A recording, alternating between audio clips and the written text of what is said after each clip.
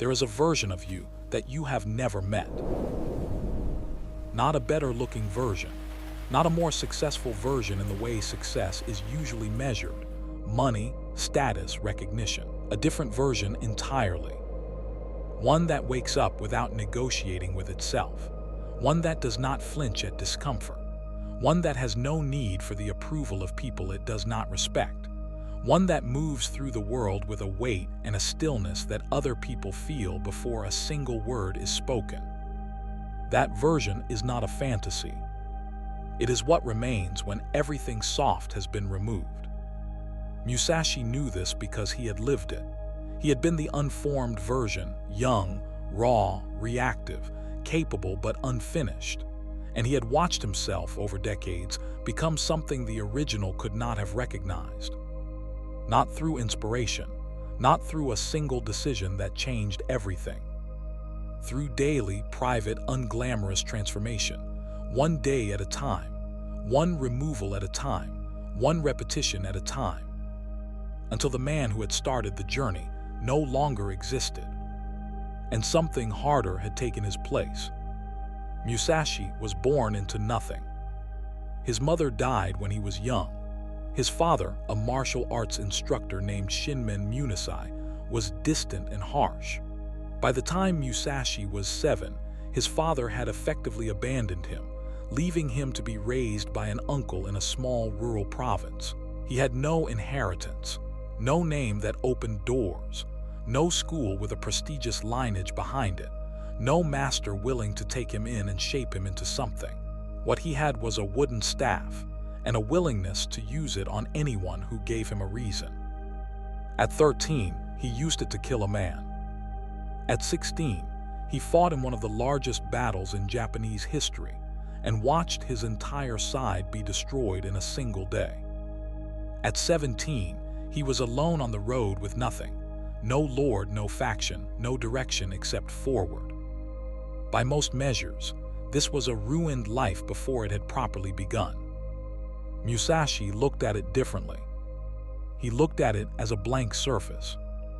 No inheritance meant no obligation to become what someone else had decided he should be. No master meant no ceiling built by someone else's limitations. No comfortable path meant no temptation to take the comfortable path. He was free to build exactly what he decided to build. And what he decided to build was not a career, not a reputation, not a position inside an existing structure. He decided to build a man. From the ground up, deliberately, without shortcuts, without the softness that comfort produces, without the distortion that an audience creates. Just the raw material of himself, and the question of what it could become if he refused to stop working on it. The first thing he removed was the need for a master. This was radical in feudal Japan. The entire martial culture was built around lineage. You trained under a master who had trained under a master before him. Your technique carried the fingerprints of every generation that had come before. Your identity as a warrior was inseparable from the school you belonged to. Musashi rejected this entirely. Not because the masters were bad, because he understood that training within someone else's system would produce a version of someone else's result. He wanted his own result. So he went into the wilderness and invented his own method. He fought real opponents in real duels instead of controlled training matches. He studied every school he encountered, not to join them, but to understand them, to find their patterns and their weaknesses, and extract whatever was true from what was merely traditional. He took what was real and left everything else behind. This process of extraction, taking only what is true and discarding everything else regardless of how long it has existed or how many people believe in it, became the foundation of how he approached everything. His art, his strategy, his philosophy, his daily habits, his relationship with comfort, with possession, with other people's opinions of him. Everything was subject to the same question. Is this true? Is this real? Does this make me stronger, or does it merely make me feel like I belong? If the answer was the latter, it was gone. By his 30s, Musashi had shed things that most men build their entire identities around. He owned almost nothing. He had no permanent home. He had no institutional affiliation. He had no relationship structured around mutual dependency. He ate simply. He slept wherever he was. He wore functional clothing with no concern for how it read to the people around him. From the outside, it looked like poverty. From the inside, it was the lightest he had ever felt. Because everything he no longer carried was a thing that could no longer slow him down. Every attachment he had released was an attachment that could no longer be used to control him. Every comfort he had stopped needing was a comfort that could no longer be taken from him. He was becoming, piece by piece, something that the world had very little leverage over. And that process, slow, invisible daily, is what identity transformation actually looks like from the inside. Not a moment of revelation, not a dramatic before and after, just a man, every day, choosing the harder thing over the easier one, the true thing over the comfortable one, the version of himself that was being built over the version that already existed and wanted to stay the same.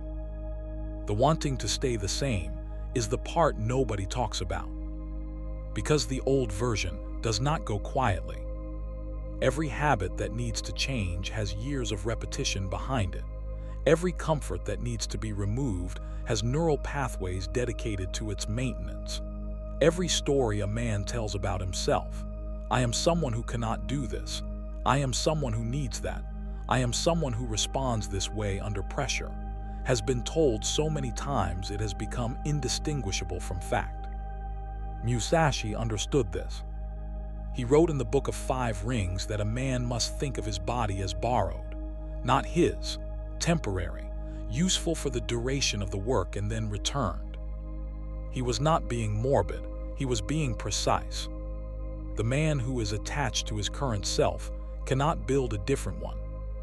Because building a different one requires repeatedly choosing against the current one, repeatedly disappointing the version that exists in favor of the version that could exist, repeatedly sitting inside the discomfort of being between who you were and who you are becoming, a state that has no comfort in either direction.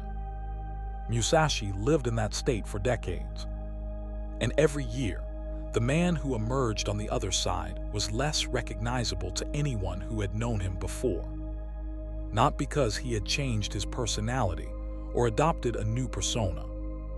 Because he had removed, layer by layer, everything that was not actually him. Everything that had been placed there by environment, by expectation, by the slow accumulation of habits chosen for comfort rather than construction. What remained underneath was something more concentrated, more precise, more entirely itself. In his 40s, Musashi took on a small number of students. Not many. He had no interest in building a school, but certain individuals found their way to him and proved themselves worth teaching. What he taught them was not primarily technique. He taught them to observe themselves, to watch their own reactions under pressure, to notice where hesitation lived in their bodies, to identify the specific moments where they defaulted to what was comfortable instead of what was true, to find the places where performance had replaced substance without them noticing. He told them that the technique was the last thing. The first thing was always the man holding the sword. If the man was unexamined, if he had never looked clearly at what he was actually made of, at what he defaulted to when comfort disappeared, then the technique was built on unstable ground. A beautiful house on a foundation that had never been tested. One serious earthquake and it was gone. He made his students train in conditions that revealed the foundation. Cold, hungry, tired, outnumbered, under pressure that was real enough to produce genuine fear, genuine doubt, genuine confrontation with the question of what they were actually made of, when nothing was protecting them from the answer. Some of them could not tolerate it and left. The ones who stayed became different people. Not because Musashi had given them something, because the process had removed something from them. The layer of untested softness that every man carries until something real burns through it. And once it was gone, it did not come back. You cannot unknow what you are made of. You cannot unsurvive what you have survived. The man who has been through the fire and come out the other side carries something in him that is visible to everyone around him, even if no one can name it. A settled quality, a weight, the specific stillness of someone who has already been inside the worst version of the situation and already knows he will not be destroyed by it. Musashi had that quality at 61, dying in a cave, the same way he had it at 17, alone on a road after Sekigahara. Because the thing that produces it is not age. It is accumulated honest experience. The willingness, over years and decades, to keep walking toward the thing that reveals what you are actually made of instead of away from it. In Dakota, he wrote, "Respect the gods and Buddhas, but do not depend on them. And do not pursue the taste of good food. And do not be attached to possessions you no longer need. And do not be attached to your old familiar province." Reading them together, you realize they are all versions of the same instruction. Do not let anything outside yourself become the thing your stability depends on. Not place, not food, not comfort, not tradition, not even the divine. Build the stability inside. Build it through daily practice, through voluntary difficulty, through the slow removal of everything that was never really you. And then protect it from the comfort that would soften it, from the audience that would distort it, from the easy path that would slowly erode it back into something ordinary. 1 year of this. Not a year of motivation.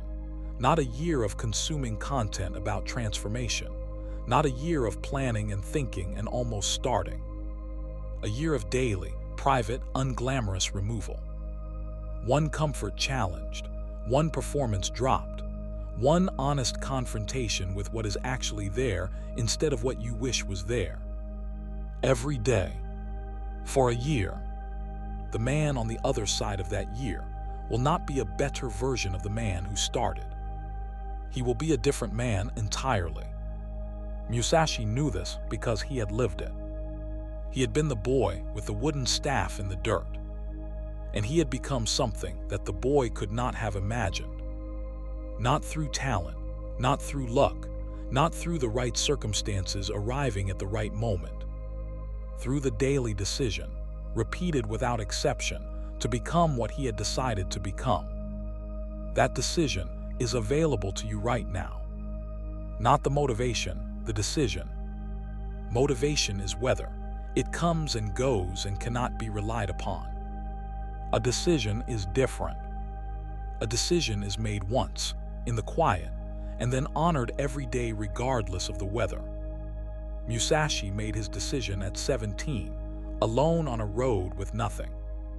He honored it every day for the next 44 years. And the man that process produced was unrecognizable to anyone who had known the boy. That is not an accident. That is the method. Begin today. Not when you are ready. You become ready by beginning. Musashi knew that too.